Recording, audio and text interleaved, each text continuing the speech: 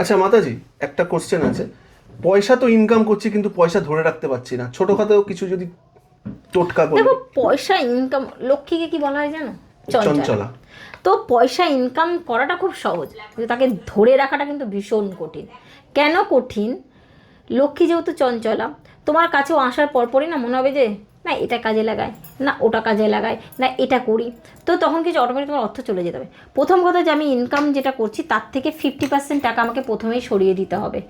দিয়ে যদি তুমি কাজ করতে পারো তবে সেটা থাকবে। এবার দেখো, এটা তো সবার পক্ষে সম্ভব নয়।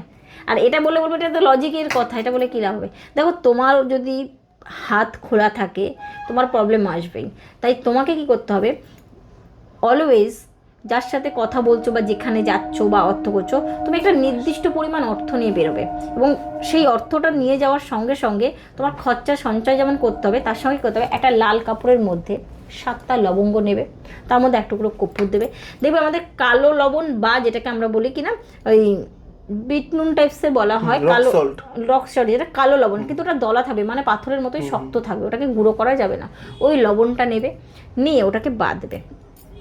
বেঁধে তোমার প্রথম মাসে যদি মাইনা হয় তাহলে মাইনা, আর যদি ব্যবসা হয় তাহলে প্রথম দিনের যে ইনকামের প্রথম টাকাটা, ওইটাকে নিয়ে ওই টাকাটা দিয়ে ভাঁজ করে বাঁধবে। বেঁধে ওটা পার্সের এক কর্নারে রেখে দেবে বা ক্যাশ বাক্সে রেখে দেবে।